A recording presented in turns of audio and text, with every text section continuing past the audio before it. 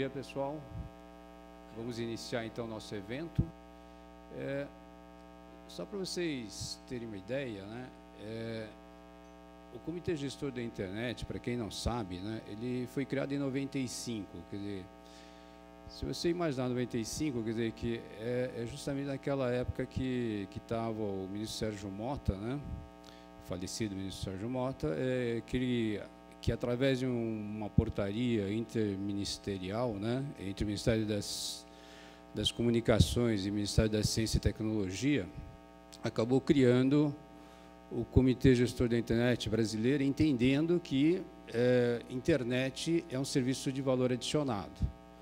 Ok, justamente ele, digamos, foi criado o Comitê Gestor para fomentar o desenvolvimento de serviços de internet e recomendar padrões e procedimentos técnicos e operacionais para a internet no Brasil. E depois, em 2003, na época do presidente Lula, ele foi reformatado, né, para a atual composição que é hoje, que eu mostro aqui a seguir, né, que é exatamente essa formação aqui.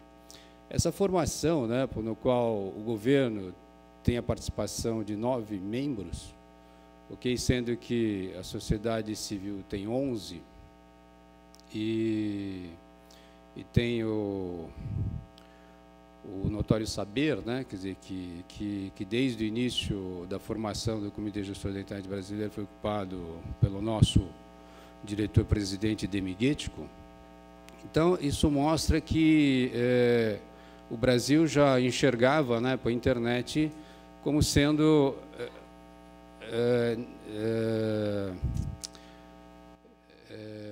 digamos assim, não simplesmente composto pela parte de comunicação, né, mas também composto pelos serviços que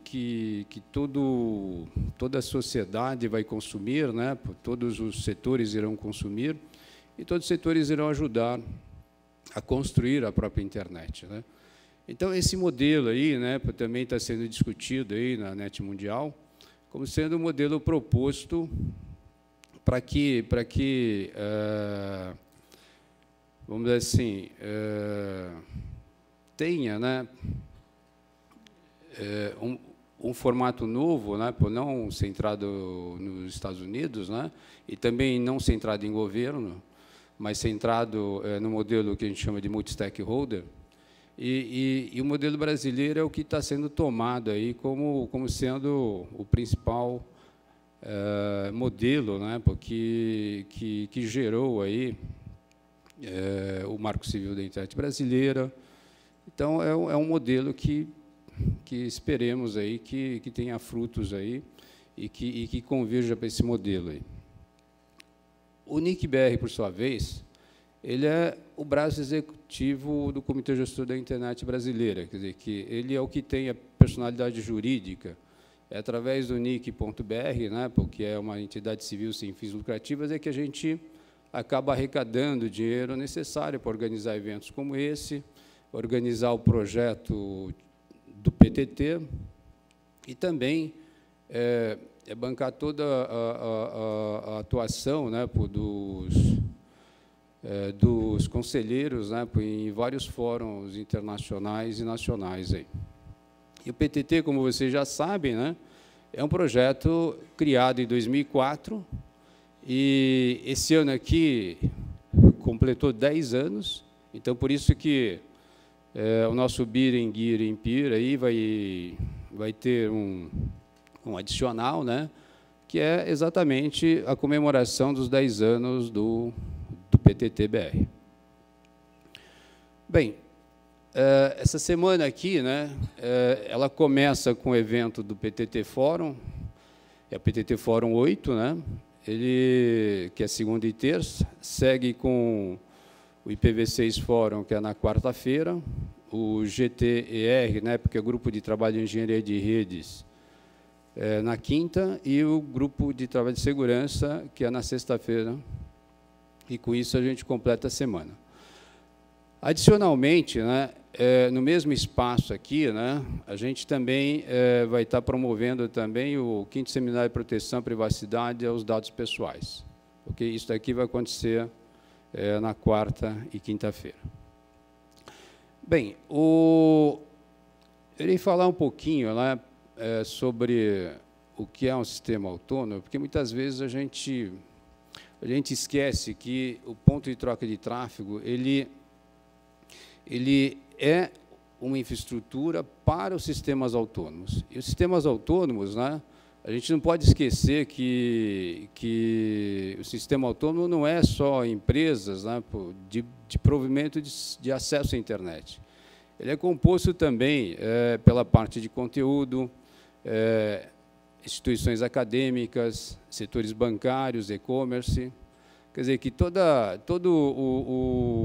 empresa, né, instituições que tem uma certa complexidade, né, de rede, né, e nessa complexidade ele tem uma gerência técnica única, okay, que compartilha a mesma política de roteamento, né, ela acaba se enquadrando no conceito de sistema autônomo que é definido pela RFC 1930, okay, do IETF. Então, com isso, né, quer dizer que a gente define aí, né, quer dizer que o sistema, né, como sendo uma estrutura com complexidade mínima de rede, hoje medida pela necessidade de endereçamento IPv4, e autônomo, né, no sentido de que a entidade possui autonomia, né, ou poder de decisão para as diferentes opções de caminhos externos, né, que é definida pela sua política de roteamento. Bem, com o crescimento da internet, né, o número que identifica um sistema autônomo, que antes era de 16 bits, passou a contemplar um número de 32 bits. Então, com isso, o crescimento, né, da quantidade de sistemas autônomos fica garantido. Então, hoje em dia, né, não tem muito problema, né? Então a gente vai poder crescer além dos 65 mil, e é o que está acontecendo. Só para ter uma ideia, né, o Brasil tem na faixa de 3 mil, um pouquinho mais de 3 mil sistemas autônomos, sendo que Estados Unidos na faixa dos seus 30 mil, Europa na sua faixa dos 30 mil e a Ásia na faixa dos 10 mil. E o Brasil corresponde a mais de 50% dos sistemas autônomos na América Latina. Bem, o que vocês precisam ver, né, para que a gente define aí o sistema autônomo, né, se você tem uma entidade aí, né, que tem acesso à internet, quer dizer, que se ele tiver único acesso à internet, né, ele pode simplesmente solicitar acesso à internet ao provedor de acesso, no caso A, aí, e dele obter o endereçamento IP necessário para poder fazer o seu encaminhamento para a internet. Então, nesse caso aqui, né, se ele não tem opção de conexão, ele é uma rede simples, pura, tranquila, e sem necessidade de ser um sistema autônomo. E com isso, né, ele faz parte daquele ISPA, ok? Quer dizer, porque ele detém endereçamento IP daquele ISPA. À medida que ele queira ter opções de rotas para com a internet, né, então, nesse caso aqui, para poder acessar a internet, aí ele contrata o provedor A e também ele acaba obtendo uma conectividade com o PTT Metro, né, e, através do PTT Metro, contrata um outro acesso à internet e, dessa maneira, ele acaba tendo opções de roteamento aí. Então, nesse caso aqui, a entidade necessita ter um sistema autônomo. E a internet, né, é a rede dessas redes aí, né? Então, como conectar os milhares de sistemas autônomos entre si aí? Então, uma das possibilidades, né, seria você conectar um AS a todos os outros, né, formando uma rede full mesh. Isso, em termos de crescimento, é inviável, né, porque não escala. Quer dizer que esse fator N quadrado aí faz com que você não tenha o crescimento adequado.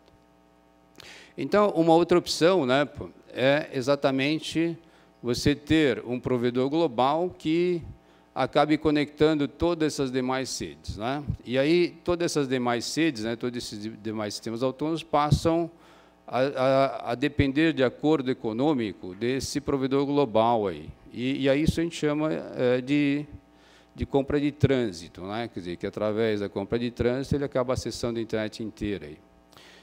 Então, ele tem uma relação econômica com esse provedor global aí. Mas, se esse modelo é tão bom, né, obviamente, vai haver concorrentes, né, quer dizer, que outros provedores globais existirão, ok? E haverá necessidade de interligá-los, ok? E essa interligação, né, são os acordos de peering que são feitos aí entre sistemas autônomos aí. Então, dessa maneira, né, quer dizer, que essas empresas aí acabam se relacionando, né, e fazendo com que todos os seus clientes tenham conectividade global para com a internet. E pode fazê-lo através de ponto de troca de tráfego também, ok? Então, ponto de troca de tráfego é o que a gente é o nosso assunto de hoje, né? Ok?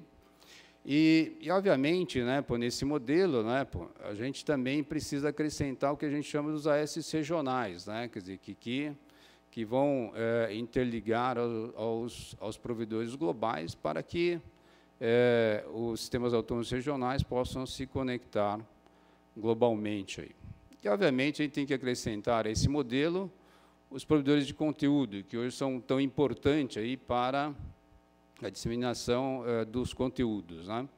Então, dessa maneira, a gente acaba chegando no modelo que é esse modelo aqui que a gente mostra, né? Porque são os sistemas autônomos Tier 1, que são aqueles sistemas autônomos que não compram trânsito de ninguém, né? Porque eles resolvem o acesso à internet por si só, né? Porque com relacionamento de peering entre eles, com os produtores de conteúdos aí que acabam adquirindo o trânsito desses Tier 1 e fazendo relacionamento diretos com sistemas autônomos, é o que acontece aqui no Brasil, através de ponto de troca de tráfego ou através de relacionamento de peering privado aí, ok?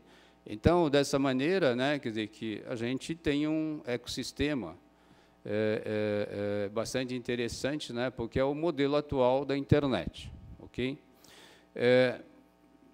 A gente costuma também, né, frisar de que não se deve confundir ponto de troca de tráfego com ponto de presença de rede, quer dizer, que muitas vezes algumas pessoas acabam confundindo e isso acaba trazendo, digamos, problemas de interpretação. Então, ponto de troca de tráfego é uma infraestrutura para que os sistemas autônomos possam se relacionar, possam interagir entre eles, ok? Então, falando sobre o PTT Fórum 8, né, o comitê de programa foi composto aí pelo Galvão, o Eduardo Ascenso, o Flávio Amaral, o Leandro Bertoldo, eu e o Pedro Torres, né? E, com isso, a gente chegou na programação que temos hoje aqui, vou apresentar para vocês hoje e amanhã, né? Convém ressaltar também, né, porque no modelo que a gente tem hoje do PTT, né, a gente depende de parcerias, né, quer dizer, que a equipe, né, que acaba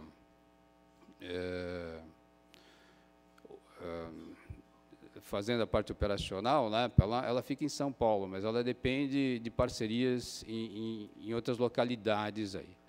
Então, fruto dessas parcerias, né, a gente conta, né, com instituições, né, geralmente instituições acadêmicas, tipo a Rede Nacional de Pesquisa, e a gente também conta também com centros de processamento de dados, né, principalmente centros de processamento de dados dos estados, né, e com isso, né, que são entidades neutras, né?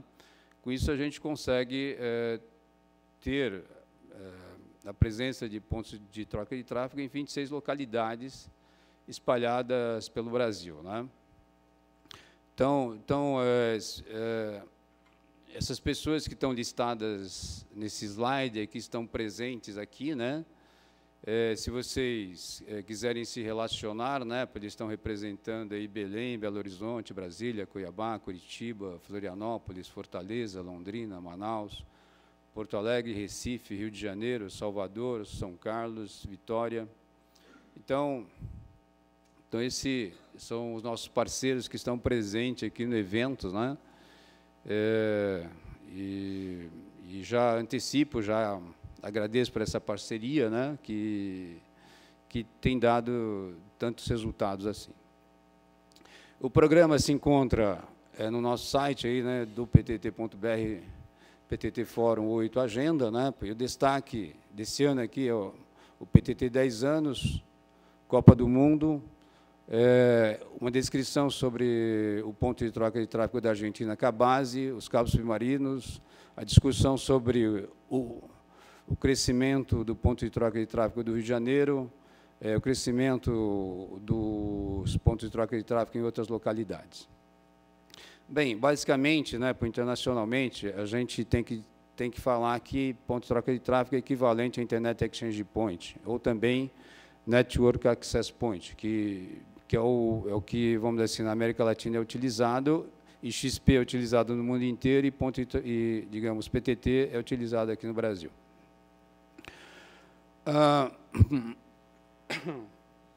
Convém ressaltar, né, porque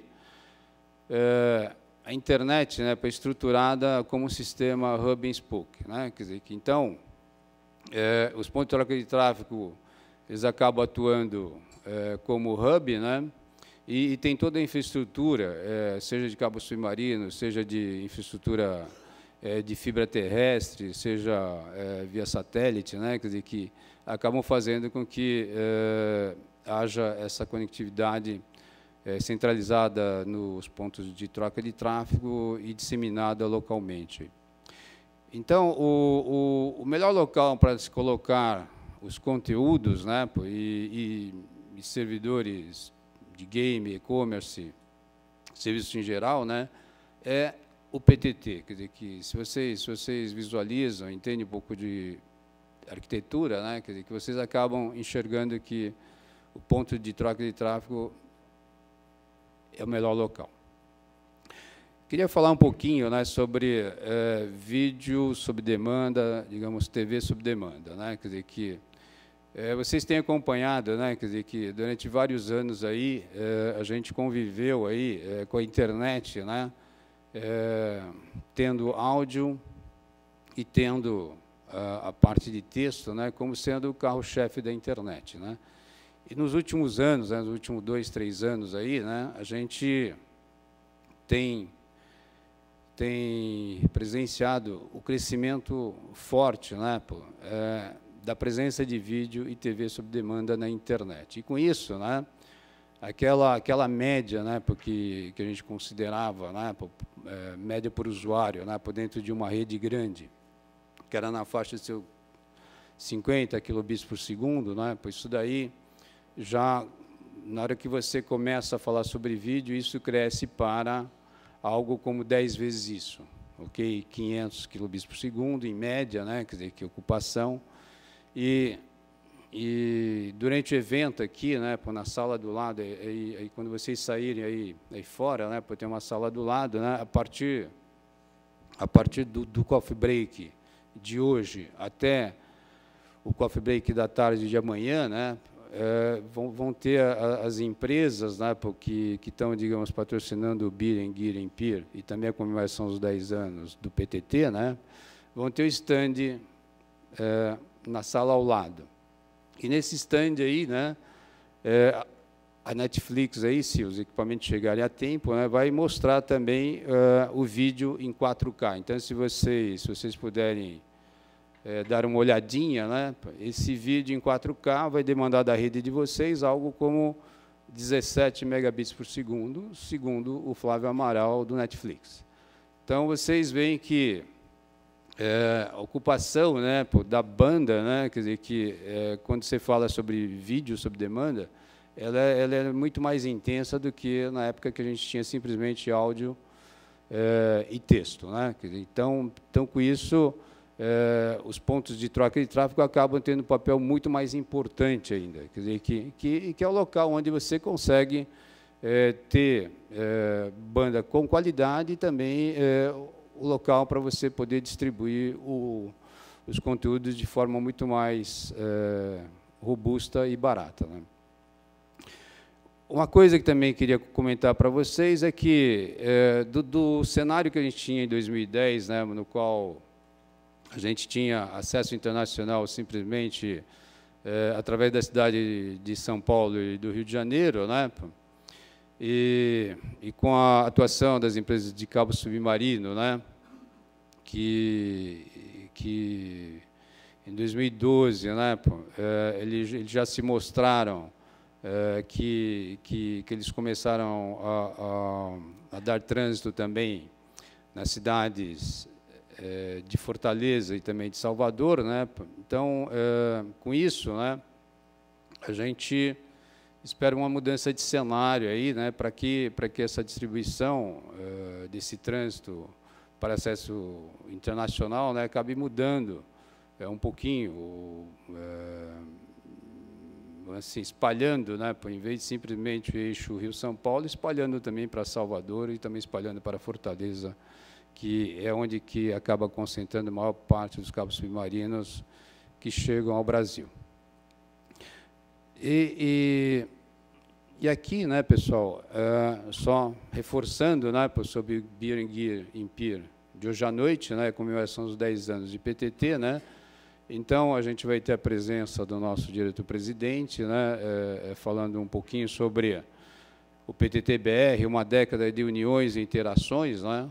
Então, todos vocês estão convidados aí, espero que aproveitem, né, o evento e também aproveitem para se relacionar, né, porque união e interações é o que faz com que a internet se torne muito mais interessante. E devemos agradecer aos patrocinadores, né, com a cota ouro, Abranet, TDEC Extreme, prata, Netflix, NTT, Microsoft, Binário, Juniper, Promon e Cisco, né, e bronze, Datacom, Internexa, Finizar e A10. A organização do evento é do NIC-BR e do Comitê Gestor da Internet Brasileira, né, e aproveite a Semana de Infraestrutura. Então, eu dou como aberto aqui a semana. Então,